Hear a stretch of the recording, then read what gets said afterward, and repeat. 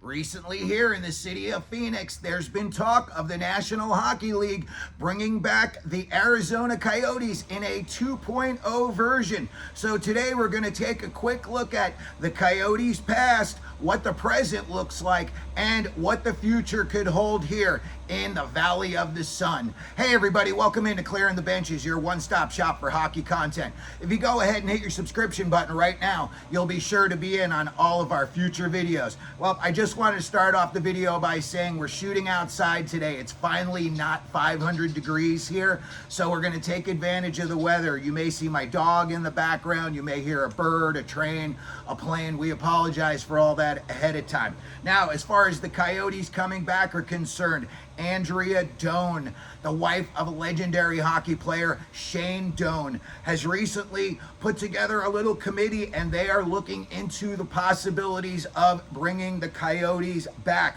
In my opinion, I think you would need to get some other celebrities involved to, gather up some momentum and get some grassroots movements going, because right now, outside of a hockey rink in Arizona, no one is talking about hockey. I know that guys like Shaquille O'Neal and Charles Barkley love hockey. Guys like J.J. Watt and Larry Fitzgerald are often seen around the city of Scottsdale, and both of them had said that they are interested in seeing the Coyotes come back. So maybe Andrea Doan can put together like a little bit of a celebrity committee, and she can gather some momentum for this team. 1996 was the first year the Coyotes were here in Phoenix, and that was their best year attendance-wise. 28 years, and it never topped the first year. And for 2 years during the mid-2000s,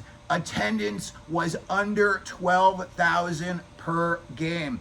When you got to the Mullet Arena at ASU, I was at 30 of the 82 home games that were played there, and I can tell you from personal experience, it was a takeover by the opposing team's fans 99% of the time. Maybe teams like the Ducks or Columbus, maybe the fan base wasn't so strong. It was still 50-50. In the 2 years that I went to those games at the Mullet, I never saw it where it was completely filled with Coyotes fans, or even the majority of the fans there were Coyotes fans. So that's something they're going to need to look into. Now, as far as where could they build an arena out here, there are tons of opportunities out here. There is so much space and land out here, it is ridiculous. If they wanted to put a new arena in Scottsdale, you've got the Valley out here. They had it in the West Valley in the past, and it didn't work out in Glendale. It was too far for the majority of the fans that wanted to go. And then when they came to the Mullet, small arena, you're talking 4,500 people. So, they were hampered by the size of the arena itself, but it was full. I'll say that much. Granted, it's a third the size of the smallest arena in the NHL, but it was indeed full. Now, if you're looking to build a new arena in the middle of where all the fan base is, Scottsdale would be a great spot. And there is plenty of spots. Look, they were looking at the corner of Scottsdale and the 101. But the problem is there. You've already got so much going on in the surrounding areas. It would really be a giant traffic jam before and after the games. When you look at where they could go, along the 101 corridor out here, you've got Casino, Arizona, you've got a mass amount of empty space, and then you've got Talking Stick, Arizona. I would get together with the Salt River Indian community, and I would see if we could work a deal out where we built an arena right between the two casinos, and everybody would profit from it. The problem here in the past was that the Arizona Coyotes owner, Alex Morello, was hell-bent on owning a casino. And here, all the casinos are on Indian reservations, so that was never going to happen. And he just couldn't accept that fact, and that's why they eventually wound up leaving Phoenix. When you look at the opportunity for a new arena, if it was me personally, I'd make an arena in between maybe 14 and 16,000 seats. I wouldn't have one of these massive arenas like you see in so many big cities around the league. Now, when you look at where the fan base is going to come from, snowbirds come in to Phoenix en masse. There are every year between 300 and 400,000 snowbirds that come to Phoenix for 6 months at a time. And most of them come from hockey-loving places, in the Midwest.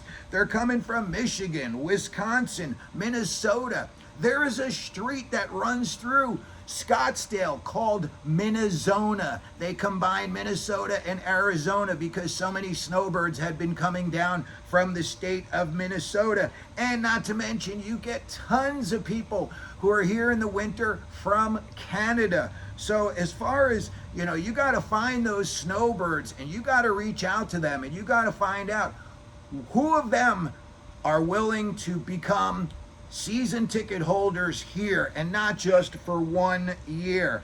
And that's going to take me to my next point, okay? It's got to be sustainable. Like we talked about, 1996, their first year was their best year attendance-wise. 28 years, it never went up once. I think you've got to figure out a way here to build a Coyotes fan base. Again, outside of a hockey arena, you don't see anything Coyotes. There's no billboard saying bring the Coyotes back. Nobody's hanging banners saying we miss the Coyotes. None of it. It's only in hockey arenas like, Scottsdale Ice Den, the one here in Gilbert. You just don't see it outside. No one's walking around wearing hockey jerseys. You just don't see it. So they're going to need to figure that out. And then you're going to need to figure out a way that you could get all of these people who are going to be interested in it. You got to get them to put the physical money down on season tickets. Look at what Vegas did. They had a couple of years of sold out before they even got a team. They went to the NHL and said, you don't have to worry. We already have like a couple of seasons worth of sold out games because people want it so badly. That's something that you would have to address here in Phoenix. You'd have to find the people.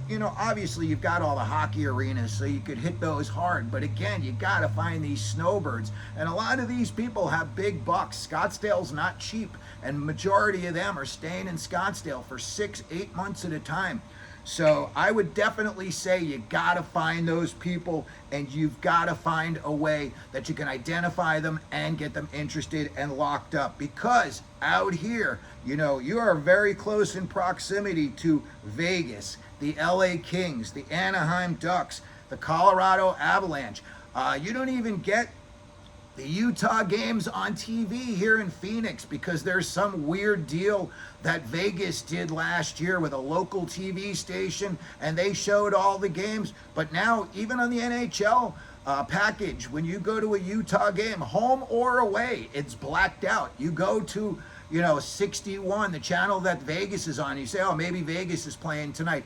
And then you look and, they've got like 2.5 men showing. So they've got to figure that out. You got to have it here in Phoenix where you can see all the teams all the time. And right now, you can't. Good luck trying to find a Coyotes game. A Utah Mammoth game. Now, you just can't. You have to go to, streaming services. And to me, I don't want to do that. I just want to turn my TV on and watch the game. Now, something else that they would need to do is you need to figure out a way to identify the fans and then, like I said, get them locked up for a couple of years. At least 3 years, in my opinion. If you were to come to the NHL and you were to say to them, hey, we've got 7,500 season ticket holders locked up for 3 years ahead of time, I think that would be a pretty good indication to the NHL that it could be time to come back indeed here to Phoenix. Something else that I think that they've got to look into, and that is just marketing. Even when the Coyotes were here, you would see a billboard or two saying, oh, the Coyotes are playing a game, tickets available. that is something you just don't see.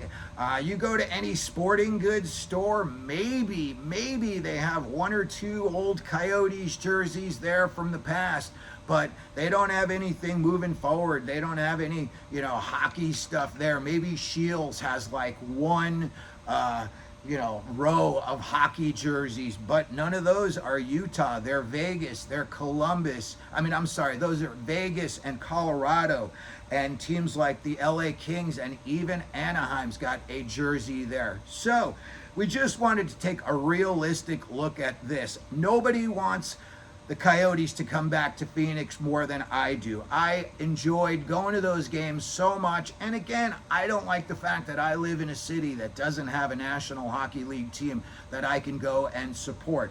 So those are the numbers from the past, what the present looks like right now, and opportunities of places where they could put down a home base and what they would need to be sustainable for the future. So let me know what you think down in the comment section. If you think the Coyotes are coming back to Arizona or not. If you could, please hit your like button. Don't forget to subscribe. And as we always do here at Clearing the Benches, let them know you're out there.